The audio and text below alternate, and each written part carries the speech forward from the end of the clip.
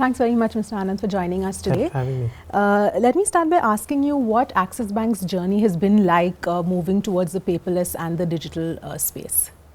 I think this was a journey that started a few years ago, where we found that our customers wanted to do more online, first on internet or on desktops, and then subsequently on the mobile. And I think the customer experience was also being driven not just by other banks, but stuff that people like Uber and Amazon, etc., were being able to provide. And therefore we felt that it was an imperative that as a bank we went into this world of digital to be able to provide a differentiated customer experience, whether it is on the internet or mobile. And what we also found is that as we started to use technology, that our ability to both provide a better customer experience and manage operational risk, actually both sides improved. And so therefore that's it. This is really a journey that started about 3 years ago. And we continue to go down this road. Can you take us through what are the kind of products that you've launched in this space, and what are the new products that you've launched for the HNI, perhaps affluent section of clients? If you look at our mobile app, now literally there are hundreds of functionalities that are available on the mobile.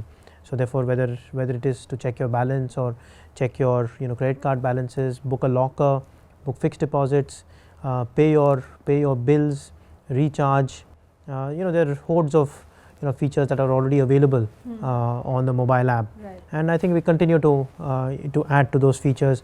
Recently we added augmented reality to our Axis Mobile, where using augmented reality you can check where the closest branch is or where the closest dining delight offer is. We have a very compelling proposition on our credit card where we have tied up with thousands of restaurants across the country where you can get up to 15% off. But you don't know which restaurants, and so therefore this augmented reality helps you pick those restaurants. As far as our affluent space, one of the affluent space we serve under the brand name Burgundy, where we provide a full suite of capabilities to these customers. Investment services, obviously the entire loan product capabilities, and of course all that is built around a very, very strong and experienced relationship manager. So one of the products that we've launched there is a credit card that we've co-branded with VISTARA, which is now among the best airlines in the country. So it's a co-branded card with a host of features, with a host of industry first features, which help you as you keep spending, your ability to sort of get free tickets, etc. Just keep building. It's a product that we're seeing very good traction with our customers. When do you see that mass migration really happening towards the digital space? I mean, like we've seen in the e-commerce space, we saw a big boom there. And what would you say are the lessons that can be learned from the e-commerce boom? Remember that even e-commerce, I think if you look at total private consumption, I mean it's e-commerce still is still 5%. So in that sense, we've got a long way to go. Even from a penetration perspective. Remember that about 25% of the population in our country uses the data capabilities on the mobile phone. I think first that number needs to improve. Second is the quality of the telecom infrastructure needs to improve, and therefore giving a sort of a better connected experience to customers. I think that is certainly happening. Telecom companies are investing. I think the first phase of adopters is now behind us. It's now really be able to get the second phase of not just, I mean I think we always believe that the next phase is always in semi-urban and rural, but I think even in the metro areas the number of customers who are still not using mobile banking or digital technologies is still very, very large. It could be for various reasons. I mean it could be a lack of understanding, it could be a lack of trust. Perhaps they don't understand the security features that are available, because remember that dealing with money is a little one both emotive and something that people are very, very careful about. So therefore we have to as a bank ensure that we provide a trustworthy environment, we provide an environment which is safe and secure for customers.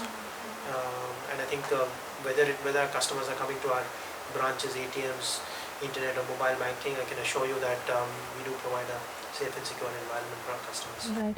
How much of a role or how much of a game changer is UPI likely to be going forward? Of course, it's yet to pick up traction, but how important do you think that will be in this whole scenario? I think UPI is very, very big. At least from an Axis Bank perspective, we are betting big on UPI. Because I think it does two things. One is it's interoperable, which means that you can have Access Pay UPI, which is our app, and you could be transferring money using this app from a State Bank of India to Canara Bank, for example. So that's the level of interoperability that is that is available. And even within that, so the State Bank customer may have Access UPI, and the Canara Bank customer may have a Canara Bank UPI or a ICICI Bank UPI. And so therefore that is the level of interoperability that is available. It is instant, it is safe and secure. So I mean, why would you want to transfer money into a wallet and then send money to a merchant when you can do it all straight away? Talking about consumer behavior and moving towards a digital space, how have you seen that change over the past few years, and specifically over the last 1 month post demonetization?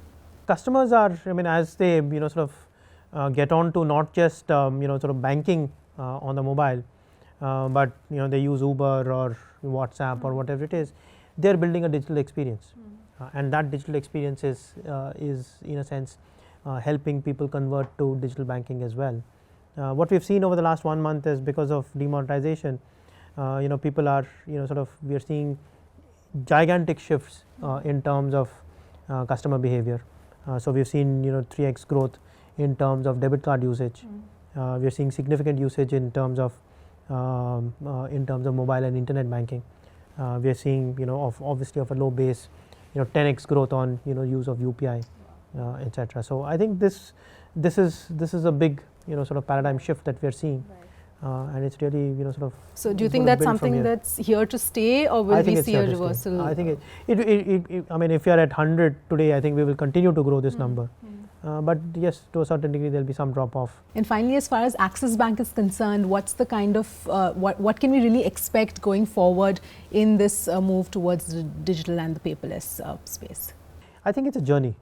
So therefore we are well down this journey, and we will continue to work with partners like BankBazaar.